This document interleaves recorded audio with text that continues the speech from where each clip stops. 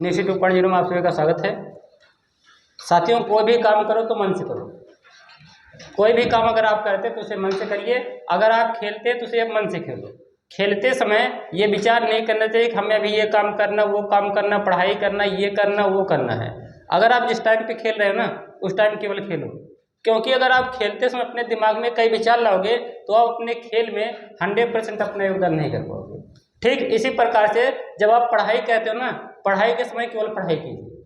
जिस समय आप पढ़ाई करते हैं आपका परम कर्तव्य होना चाहिए कि पढ़ाई को बेहतरीन तरीके से पूरा मन लगा करके करो। जब आप पढ़ाई को छोड़ दें, इसके बाद जो मन हो वो करिए। इसका मतलब होता है आपको लक्ष्य की प्राप्ति तभी होती है जब लक्ष्य की प्राप्ति के लिए आपकी रणनीति सही हो, सटीक तैयारी हो और बेहतरीन तरीके से आपका सब पॉइंट क्लियर हो। तो साथियों ध्यान देंगे, जो भी काम करें मन से करें। जिस समय जो काम करें उस समय केवल उसी काम पर अपना लक्ष्य बना करके रखें और उस अपने काम में सफलता हासिल करें। साथियों हम आज आपको पढ़ाएंगे वायुमंडल के बारे में। आपको जैसा कि पढ़ाया जा रहा है हमारे यूट्यूब चैनल नेक्स्ट 2.0 पर, फिर पढ़ा रहे हैं आपको भूगोल। इसके बाद हमारे फेसबुक आईडी सौरभ जाफरगंज पर भी आपको ये वीडियो मिलती है। साथियों अगर आप हमारे फेसबुक पर नए हैं तो हमारे फेसबुक पेज को फॉलो कीजिए। साथियों हमें फेसबुक पर फॉलो कीजिए और हमारे यूट्यूब चैनल पर अगर नए हैं तो यूट्यूब चैनल को सब्सक्राइब कीजिए। हम आपको पढ़ाते हैं, बेहतरीन जानकारी देते हैं। साथियों आज हम आपको पढ़ाने वाले हैं वायुमंडल। अगर वायुमंडल की बात करते हैं साथियों, वायुमंडल होता क्या है?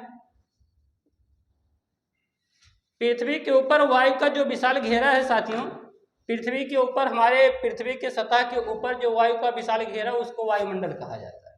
अगर हम बात करते हैं वायुमंडल की तो वायुमंडल क्या है? वायुमंडल संपूर्ण आकाश में आप जाएंगे तो वायुमंडल संपूर्ण आकाश में नहीं है। पृथ्वी से कुछ ऊंचाई पर ही वायुमंडल है। पृथ्वी से अगर आप बहुत ऊंचाई पर जाएंगे तो वायुमंडल नहीं मिलेगा। खास करके वायुमंडल में आप सभी को पता है ऑक्सीजन का महत्वपूर्ण योगदान होता है, क्योंकि ऑक्सीजन ही प्राणवायु कहलाती है। यदि ऑक्सीजन समाप्त हो जाएगा, आप ऊंचाई पर जैसे जैसे ऊंचाई पर जाएंगे वैसे वैसे क्या होगा, आपको ऑक्सीजन की मात्रा में कमी महसूस होती है। ऑक्सीजन की मात्रा में कमी होती है जब आप ऊंचाई पर जाते हैं। यही कारण होता है कि जो पर्वतारोही होते हैं या जो भी वो अंतरिक्ष में जाते हैं अपने साथ ऑक्सीजन का सिलेंडर लेकर के जाते हैं। साथियों जो ऑक्सीजन का सिलेंडर होता है ना, वास्तव में उसमें ऑक्सीजन और हीलियम गैस का मिश्रण होता है। तो ऑक्सीजन का सिलेंडर, कभी कभार विद्यार्थियों से कंपटीशन एग्जाम में प्रश्न पूछा जाता है कि जो ऑक्सीजन का सिलेंडर हो तो उसमें कौन सी गैस भरी जाती है। तो ऑक्सीजन के सिलेंडर में ऑक्सीजन और हीलियम गैस का मिश्रण साथियों भरा जाता है। बात करते हैं कि पर्वतारोही जो गैस सिलेंडर लेकर के पर्वतों पर चढ़ते हैं वो उस सिलेंडर में कौन सी गैस होती है? तो उस सिलेंडर में भी साथियों ऑक्सीजन और हीलियम का मिश्रण ही होता है। तो ऑक्सीजन को प्राणदायिनी वायु कहा जाता है। अगर हम वायुमंडल की बात करते हैं तो साथियों वायुमंडल में सबसे ज्यादा मात्रा नाइट्रोजन का पाया जाता है। वायुमंडल में सर्वाधिक मात्रा में नाइट्रोजन पाया जाता है। अगर हम लोग नाइट्रोजन गैस की बात करते हैं साथियों तो वायुमंडल में लगभग 78% गैस नाइट्रोजन होता है। 78% गैस जो होता है वो नाइट्रोजन होता है साथियों। इसके बाद जो होता है शेष 20% क्या होता है? ऑक्सीजन होता है। ऑक्सीजन 20% लगभग ऑक्सीजन होता है और लगभग 78% साथियों क्या होता है? नाइट्रोजन। इसके बाद कार्बन और अन्य गैसें भी साथियों होती हैं। कार्बन होती हैं, सल्फर डाइऑक्साइड होती है, अमोनिया होती है, मार्स गैसें होती हैं, तमाम प्रकार की गैसें होती हैं। जब साथियों क्या होता है, मार्स गैसें क्या होती हैं, जब कोई चीज़ें सड़ जाती हैं पड़ करके तो वहाँ से मार्स गैस का उत्पादन होता है जिसको मेथेन गैस कहा जाता है। साथियों मेथेन गैस को ही मार्स गैस कहा जाता है और मेथेन का सूत्र CH4 होता है। तो साथियों वायुमंडल में हम सभी को पता विभिन्न प्रकार की गैसें होती हैं। ये जो वायुमंडल है वास्तव में वायुमंडल में क्या है, 5 प्रकार के मंडल पाए जाते हैं साथियों। वायुमंडल के 5 भाग हैं। सबसे पहला भाग होता है साथियों क्षोभ मंडल होता है। अगर बात करते हैं क्षोभ मंडल की तो पृथ्वी जो है, पृथ्वी की सतह से अगर हम लोग क्या करते हैं पहले ऊंचाई पर जब जाना प्रारंभ करते हैं तो सबसे पहले मेरे प्यारे साथियों क्षोभ मंडल की घटना आती है। वायुमंडल का जो पहला घेरा है उसको क्षोभ मंडल के नाम से जाना जाता है। इसी को ट्रोपोस्फीयर साथियों कहा जाता है। अगर बात करते हैं ट्रोपोस्फीयर की बात करते हैं तो ट्रोपोस्फीयर क्या होता है, जैसे साथियों ध्यान देंगे जब हम जाते हैं ये पृथ्वी है, इधर जाएंगे तो ध्रुवों की तरफ जाएंगे, और जब ध्रुवों की तरफ जाएंगे तो ध्रुवों की तरफ क्षोभमंडल की जो ऊंचाई है वो बहुत कम है, लगभग 8 किलोमीटर है। ध्रुवों पर क्षोभमंडल की जो ऊंचाई है सबसे कम लगभग 8 किलोमीटर की ऊंचाई है। यहीं पर जब हम लोग जाएंगे विषुवत रेखा पर जाएंगे तब क्षोभमंडल की ऊंचाई प्यारे साथियों 18 किलोमीटर लगभग। तो क्षोभमंडल की जो सर्वाधिक ऊंचाई है विषुवत रेखा पर है, विषुवत रेखा पर क्षोभमंडल की ऊंचाई 18 किलोमीटर है। और जैसे विषुवत रेखा से हम लोग ध्रुवों की तरफ जाते हैं वैसे वैसे क्षोभमंडल की ऊंचाई में कमी होते चली जाती है। साथियों अगर बात करते हैं क्षोभमंडल में क्या होता है, ऑक्सीजन की सर्वाधिक मात्रा पाई जाती है। ऑक्सीजन की जो सर्वाधिक मात्रा होती है वो क्षोभमंडल में पाया जाता है। और क्षोभमंडल में क्या होता है, ऑक्सीजन, जलवाष्प और विभिन्न प्रकार की जो गैसें होती हैं यहाँ पर पाया जाता है। यही कारण होता है कि क्षोभमंडल या ट्रोपोस्फीयर में साथियों क्या होता है, मौसमी घटनाएं घटित होती हैं। प्रश्न आता है कि वायुमंडल में क्या होता है, वायुमंडल के किस घेरे में मौसमी घटनाएं घटित होती हैं। तो साथियों जो क्षोभमंडल की वायुमंडल में जो क्षोभमंडल होता है, क्षोभमंडल की परत होती है उसमें क्या होता है, जलवाष्प पाया जाता है, वायु पाया जाता है, इसलिए यहाँ पर क्या होता है, मौसमी घटनाएं घटित होती हैं। जैसे यहाँ पे ध्यान देंगे साथियों, वर्षा का होना, वर्षा किस मंडल में घटित होती है, तो वर्षा क्षोभमंडल में घटित होता है। ठीक है, कोहरा बनना, ओस बनना, पाला पड़ना या ओले गिरना, ये सभी जो घटनाएं घटित होती है प्यारे साथियों वो क्षोभमंडल में घटित होती है। अगर क्या होता है, वायुमंडल में ऊंचाई तक जाते हैं, जैसे जैसे आप ऊंचाई पर जाते हैं वैसे वैसे तापमान में वास्तव में साथियों गिरावट आती है। तापमान में क्या होता है, जैसे जैसे ऊंचाई पर जाएंगे वैसे वैसे तापमान में गिरावट आती है। यही कारण होता है, एक ऐसी कंडीशन प्यारे साथियों आती है जब ऊंचाई पर जाने के बाद तापमान का मान 0 अंश सेल्सियस भी हो जाता है। साथियों जहां पर क्या होता है, वायुमंडल का तापमान 0 अंश सेल्सियस हो जाता है, वहीं पर साथियों क्या होता है, बर्फ का निर्माण होता है। आप सभी को पता है हिमालय पर्वत जो है बहुत ऊंचाई पर स्थित है। हिमालय पर्वत से आपको यह भी पता होगा कि सर हिमालय पर्वत से बहुत सी नदियां निकलती हैं। क्या कारण है कि हिमालय पर्वत से नदियां निकलती? ध्यान देंगे साथियों, लोग कहते हैं कि सर बर्फ के पिघलने से हिमालय से नदियों का निर्माण होता है। नदियां जो है बर्फ पिघलती है हिमालय पर्वत से, तब जाकर के हिमालय पर्वत से नदियां निकलती है। वो बर्फ बनता क्यों है? साथियों ध्यान देंगे, जब क्या होता है, हमारी जो पृथ्वी, आप सभी को पता है पृथ्वी का अधिकांश भाग जल है। पृथ्वी का जो अधिकांश भाग जल है वहां से क्या होता है, सूर्य की किरणें जब पृथ्वी पर पड़ती हैं तो जल का वाष्प बनाती हैं। और यह वाष्प वास्तव में हमें हकीकत में साथियों दिखाई नहीं देती हैं। जलवाष्प बनता है, जलवाष्प पे क्या होता है, ऊंचाई पर उठता है, जल गर्म होता है, भाप बनता, भाप बन करके जल उड़ता है। और जब ऊंचाई पर जाता है तो ऊंचाई पर जाने के बाद तापमान का मान 0 अंश सेल्सियस हो जाता है। और वही जल जो जमीन से ऊपर उड़ता है ऊंचाई पर जाता है, ऊंचाई पर जाकर के जलवाष्प वही पत्थर के रूप में, बर्फ के रूप में जम जाता है और हिमालय पर्वत पर वही बर्फ जम जाता है। यही कारण होता है कि पहाड़ों पर, पठारों पर बर्फ जमा होता है। जो पहाड़ी क्षेत्र होते हैं, यही कारण है कि पहाड़ी क्षेत्र ठंडे होते हैं। साथियों अगर हम बात करते हैं पहाड़ी क्षेत्रों पर क्या होता है, जो बर्फ होता है वही बाद में पिघलता है और वही बर्फ के पिघलने से क्या होता है, नदियों का निर्माण होता है। तभी भारत की अधिकांश नदियां या विश्व की अधिकांश जो नदियां हैं पहाड़ों तथा पर्वतों से निकलती हैं। साथियों अगर हम बात करते हैं क्षोभमंडल की बात करते हैं तो क्षोभमंडल में हमने बताया मौसमी घटनाएं घटित होती हैं, कोहरा बनना, ओस गिरना, ये सभी घटनाएं कहाँ घटित होती हैं, क्षोभमंडल में घटित होती हैं। यही कारण होता है कि क्षोभमंडल में वायुयान उड़ाया नहीं जा सकता था। एरोप्लेन के जो चालक होते हैं, वायुयान के जो चालक होते हैं, वो क्षोभमंडल में वायुयान को चला नहीं सकते हैं। हवाई जहाज को क्षोभमंडल में चलाया नहीं जा सकता है। कारण क्या है, यहाँ पे आंधी तूफान सब चीजें आती रहती हैं। यही कारण होता है कि यहाँ से हेलीकॉप्टर की या वायुयान के क्रैश होने का खतरा रहता है। यही कारण होता है कि क्षोभमंडल में वायुयान उड़ाया नहीं जाता है। क्लियर है साथियों? आगे बात करते हैं, दूसरा मंडल होता है समताप मंडल। समताप मंडल को स्ट्रेटोस्फीयर भी साथियों कहा जाता है।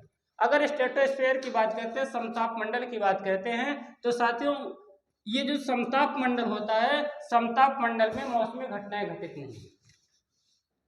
समताप मंडल में जलवाष्प नहीं पहुंच पाता है। जलवाष्प जो होता है यही क्षोभ मंडल के नीचे तक रह जाता है। बहुत हल्का फुल्का ना के बराबर समताप मंडल में जलवाष्प या ऑक्सीजन की मात्रा पहुंच पाती है, नहीं तो यहाँ पहुंच नहीं पाता है। यही कारण होता है कि समताप मंडल में क्या होता है, मौसमी घटनाएं समताप मंडल में घटित नहीं होता है। मौसमी घटनाएं ना घटित होने के कारण वायुयान चालक अपने वायुयान को समताप मंडल में उड़ाता है।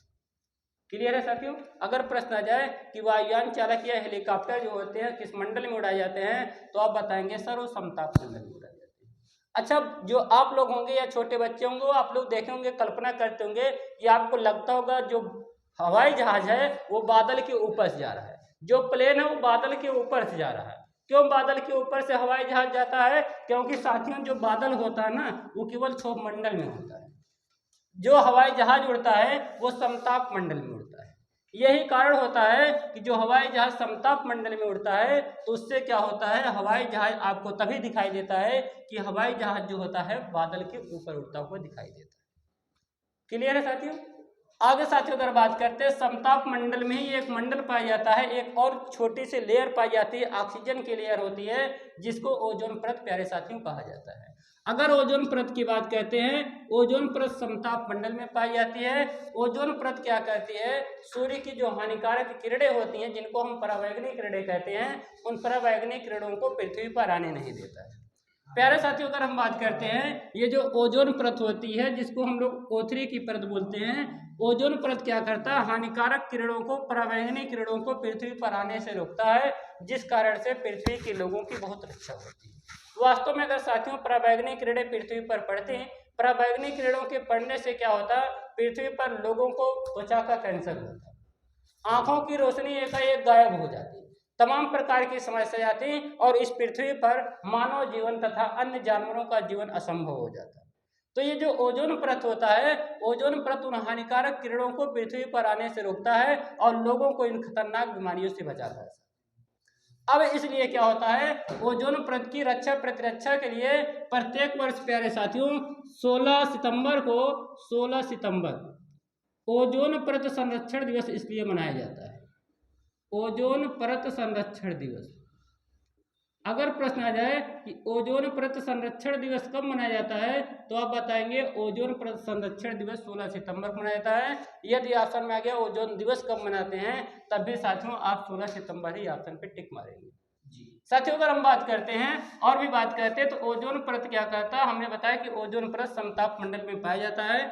इसके बाद क्या होता है, समताप मंडल को स्ट्रेटोस्फीयर कहा जाता है। इसके बाद आपका जाता है मध्य मंडल आ जाता है। अगर हम लोग मध्यमंडल की बात करते हैं तो अच्छा, ओजोन परत के लिए क्या होता है, एक गैस होती है CFC होती है प्यारे साथियों, क्लोरोफ्लोरोकार्बन जिसको कहा जाता है। क्लोरोफ्लोरोकार्बन के कारण ओजोन परत का क्षरण होता है प्यारे साथियों। CFC क्लोरोफ्लोरोकार्बन के कारण ओजोन परत का क्षरण होता है, ओजोन परत को क्षति होती है, ओजोन परत में साथियों छेद भी हो सकता है। यदि ओजोन परत में छेद हो जाएगा, वास्तव में ऐसा अनुमान लगाया गया है कि अंटार्कटिका महाद्वीप पर ओजोन परत में छिद्र हो चुका है। यही कारण है कि अंटार्कटिका महाद्वीप जो बर्फ की सिल्ली से बना हुआ है वो धीरे धीरे करके बहुत तेजी से पिघल रहा है। और अगर क्या होगा, अंटार्कटिका महाद्वीप पूर्ण रूप से पिघल जाएगा तो इतना जल हो जाए कि पूरी पृथ्वी जलमग्न हो जाएगी, पूरी पृथ्वी जल में डूब जाएगी साथियों। इसलिए ओजोन परत की रक्षा बहुत जरूरी है। तो अंटार्कटिका महाद्वीप को भी बचाना है, ये हम लोगों का परम लक्ष्य होना चाहिए, क्योंकि अगर अंटार्कटिका महाद्वीप पूर्ण रूप से पिघल गया तो जलस्तर बढ़ जाएगा, पूरी की पूरी पृथ्वी जल में डूब जाएगी। इतना अंटार्कटिका महाद्वीप जो बर्फ है पिघल करके इतना जल बना सकता है। साथियों अगर और भी बात करते हैं तो इसलिए माना गया कि भाई वास्तव में वैज्ञानिकों ने तो दावा किया है कि ओजोन परत जो है अंटार्कटिका महाद्वीप पर उसमें होल पाया गया, लेकिन जब लॉकडाउन लगा तो लॉकडाउन में शायद वो परत जो है अब ढक चुकी है। लॉकडाउन लगने के कारण वो जो ओजोन परत था वो ढक चुका है। कारण क्या है कि लॉकडाउन से क्या हुआ था, जो हानिकारक गैसें वाहनों से गैसें निकलती है, कंपनियों से जो हानिकारक गैसें निकलती हैं, या तमाम प्रकार के प्रदूषण थे, उस प्रदूषण से थोड़ा बहुत मुक्ति आ गई है और वातावरण साथियों वास्तव में वहाँ का वातावरण आज भी शुद्ध हो चुका है। फिलहाल हमारे देश भारत का वातावरण या चीन का वातावरण कभी शुद्ध नहीं हो सकता है। फिलहाल लॉकडाउन जब तक लगा था तब तक शुद्ध हुआ था। इसके बाद फिर से धीरे धीरे लोगों की जनसंख्या इतनी तेजी से बढ़ रहा है कि प्रदूषण को बचाना आजकल वास्तव में खतरनाक साबित हो सकता है। साथियों, इसके बाद हम बात करते हैं आयन मंडल की, मध्य मंडल की बात करते हैं। मध्य मंडल को प्यारे साथियों मेसोस्फीयर भी कहा जाता है। अगर हम मध्य मंडल की बात करते हैं, इसकी ऊंचाई 50 से 80 किलोमीटर है। 50 किलोमीटर से 80 किलोमीटर की जो ऊंचाई होती है पृथ्वी से, उसको माना जाता है साथियों मध्यमंडल माना जाता है। अगर मध्यमंडल की बात साथियों करते हैं तो मध्यमंडल में क्या होता है,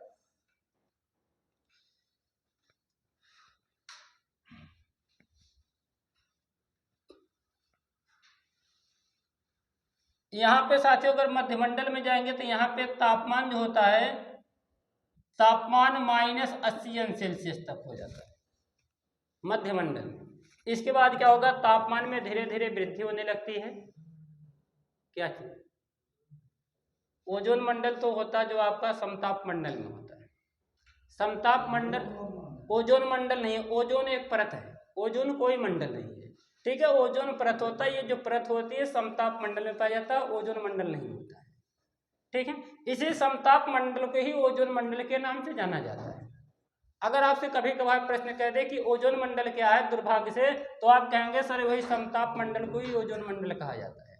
ओजोन मंडल कोई मंडल नहीं होता है। अगर एनसीईआरटी किताब में फिलहाल साथियों चर्चा नहीं किया गया है। अगर ओजोन मंडल की अगर किसी अन्य किताब में किया गया होगा तो उसको हम जानते नहीं है, क्योंकि अलग अलग किताबों में थोड़ा सा क्या करते हैं, अपना पॉइंट बढ़ाने के लिए दे देते हैं। फिलहाल ये सही नहीं है, ओजोन मंडल नहीं होता है। एक विद्यार्थी ने हमसे पूछा था सर ओजोन मंडल, इसका कोई चर्चा नहीं किया गया है साथियों। और भी अगर हम बात करते हैं मध्यमंडल की बात करते हैं तो हमने बताया मध्यमंडल जो होता है साथियों, ये 50 से 80 किलोमीटर की ऊंचाई तक मध्यमंडल की परत पाई जाती है, ठीक है। और इसमें क्या होता है, न्यूनतम तापमान पाया जाता है। न्यूनतम तापमान साथियों मध्यमंडल में होता है। इसके बाद मध्यमंडल के बाद हम बात करेंगे, और इसके बाद क्या होता है, मध्यमंडल के बाद ही क्या होता है, जैसे आप मध्यमंडल को क्रॉस करेंगे तो यहाँ से तुरंत ही तापमान में बहुत तेजी से वृद्धि होती है। मध्यमंडल के बाद तापमान में तीव्र गति से साथियों वृद्धि होती है। मध्यमंडल के बाद दूसरा मंडल साथियों है आयन मंडल। आयन मंडल को आयनोस्फीयर भी कहा जाता है। अगर हम आयनोस्फीयर की बात साथियों करते हैं तो आयनोस्फीयर में क्या क्या चीजें होती हैं,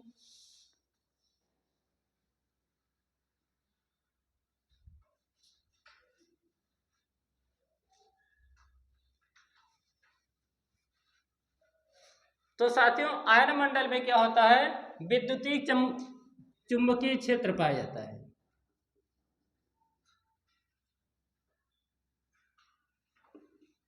विद्युतीय चुंबकीय क्षेत्र पाया जाता है।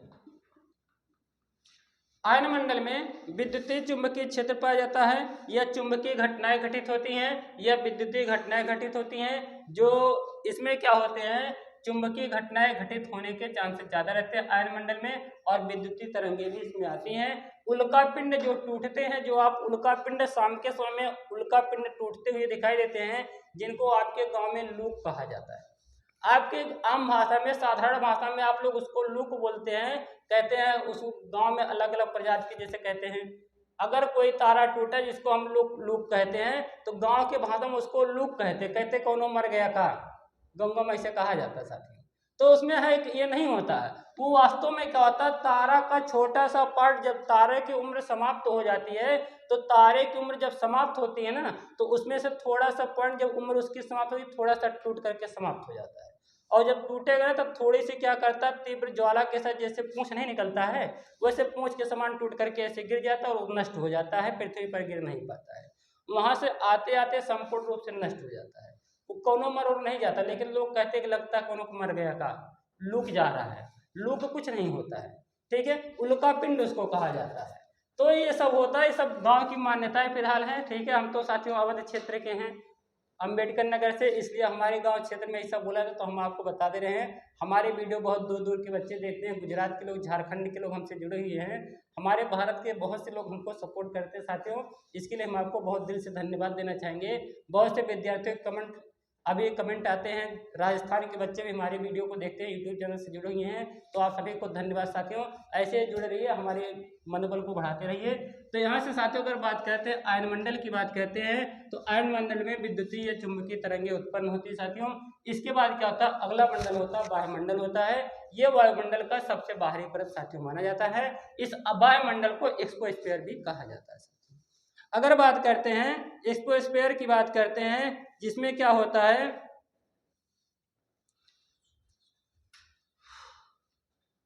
इसको साथियों चुंबकीय मंडल के नाम से भी, वायुमंडल को चुंबकीय मंडल के नाम से भी जाना जाता है। चुंबकीय मंडल अगर कह देगा किस मंडल को चुंबकीय मंडल कहा जाता है, तो आप बताएंगे वायुमंडल को चुंबकीय मंडल कहा जाता है। साथियों अगर इसमें बात करते हैं, इसमें क्या पाया जाता है, इलेक्ट्रॉन और प्रोटॉन की सर्वाधिक मात्रा पाई जाती है। इलेक्ट्रॉन जो होते हैं, इलेक्ट्रॉन या प्रोटॉन होते हैं, इलेक्ट्रॉन या प्रोटॉन की जो सर्वाधिक मात्रा होती है वो वायुमंडल में पाया जाता है। साथियों वायुमंडल में और क्या चीजें होती हैं,